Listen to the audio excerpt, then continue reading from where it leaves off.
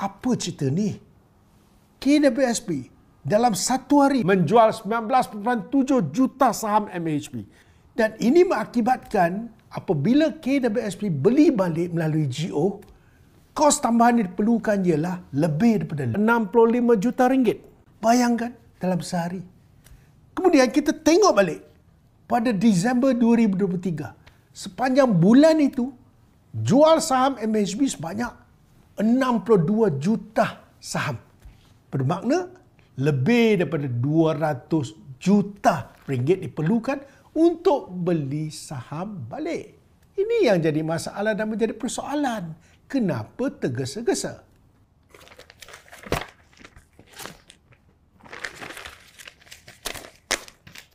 The Edge pada 1 Mac 2025 telah menerbitkan laporan 3 muka surat mengenai isu jual murah beli balik mahal saham MAHB oleh KWSP, termasuk membuat analisa mengenai tindakan KWSP membeli semula saham yang telah dijual.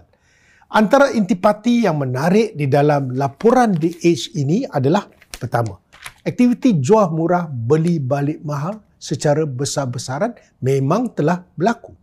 Kedua, MAHB adalah pelaburan yang paling banyak dijual oleh KWSP pada tahun 2023 berbanding berpuluh-puluh pelaburan lain yang dimiliki oleh KWSP.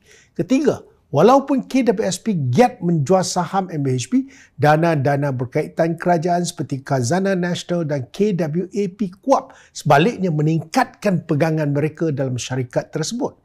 Keempat, KWSP tetap meneruskan penjualan saham MAHB walaupun pihak pengurusan yang dikatakan above the wall sudah mengetahui tentang rancangan penswastaan MAHB pada Julai 2023. Kelima, sebahagian besar penjualan dilakukan oleh KWSP sendiri, bukan pihak ketiga yang diupah KWSP untuk mengurus sebahagian dana mereka. Keenam, penjualan terbesar dilakukan pada Disember 2023 dengan 62 juta daripada keseluruhan 163.36 juta saham yang dijual sepanjang tahun 2023 dilepaskan pada bulan tersebut. Ini termasuk penjualan 19.7 juta saham MAHB dalam satu hari saja, iaitu sebelum harga saham MAHB melonjak beberapa bulan kemudian. Ini sangat-sangat mencurigakan. Kata KWSP ada polisi Chinese Wall. Saya nak bertanya, keadaan merugikan KWSP pun pengurusan KWSP tak boleh buat apa-apa. Siapa above the wall? Kenapa tidak menghindar penjualan saham? Lihat gambar raja ini. KWSP terlibat di dalam perbincangan penswastaan MAHB bermula pada Julai 2023. Pada ketika itu, pegangan MAHB masih lagi melebihi 11% meskipun hampir 4.5% saham MAHB telah pun dijual oleh KWSP dalam tempoh 6 bulan dari Januari hingga Jun 2023. Persoalannya, kenapa bulan-bulan berikutnya KWSP terus menjual saham MAHB sehingga pada bulan Disember 2023 sahaja KWSP telah mencipta rekod penjualan saham berjumlah 62 juta unit saham dalam tempoh sebulan dan 19.7 juta unit saham dalam tempoh sehari saja. Kenapa KWSP telah melaksanakan tindakan atau cara penjualan saham yang begitu luar biasa pada Disember 2023 dan 2 bulan kemudian pada 27 Februari 2024, The Edge telah melaporkan tentang rancangan penswastaan MAHB yang melibatkan Khazanah Nasional dan juga KWSP. Pada 15 Mei 2024, laporan The Edge terbukti benar butirannya dan harga RM11 seunit saham melalui general offer. Kesemua ini berlaku dalam tempoh 4,5 bulan sahaja.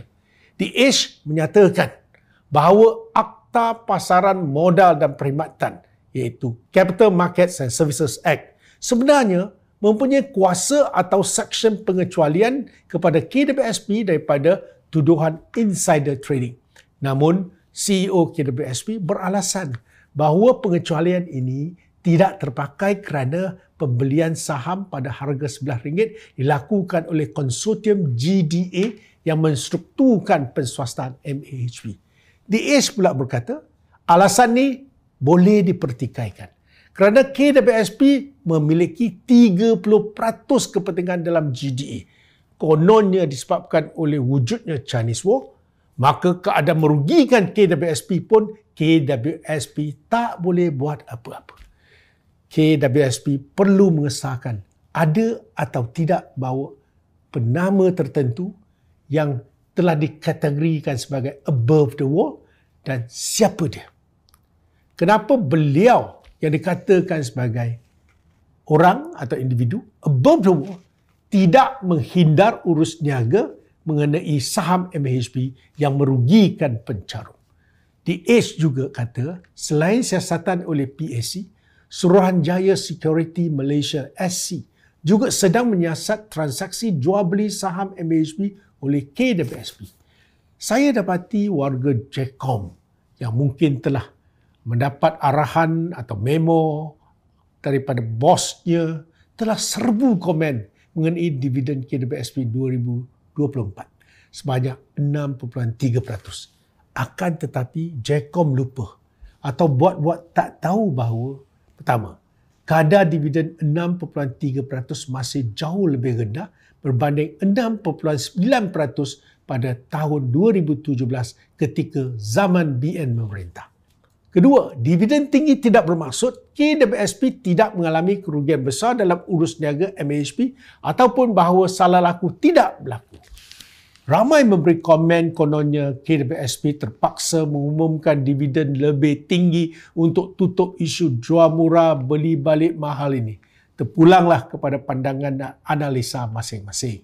Yang pasti, pembayaran dividen KWSP berdasarkan prestasi tahun 2024 merupakan 98.4% daripada jumlah pendapatan daripada keuntungan pelaburan KWSP sepanjang tahun 2024 berbanding hanya 86.3% sahaja daripada keuntungan pelaburan KWSP sepanjang tahun 2023 untuk pembayaran dividen pada tahun 2023 seperti mana yang diumumkan pada 3 Mac tahun lalu. Kadar dividen KWSP lebih tinggi pada tahun 2024 bukan disebabkan prestasi KWSP sangat baik tetapi disebabkan manipulasi kadar payout yang lebih tinggi sehingga 98.4% berbanding kadar lazim iaitu 85% hingga 90%. Seterusnya, lihat gambar rajah ini. Jumlah keuntungan pelaburan KWSP bagi tahun 2024 berbanding tahun 2023 meningkat sebanyak 11.2% sahaja, manakala jumlah pencarum KWSP meningkat sebanyak 10% dalam tempoh setahun. Ini bermaksud, mengikut kelaziman atau trend KWSP selama ini, peningkatan kadar dividen tidaklah terlalu besar. Kenapa? Mari kita semua fikir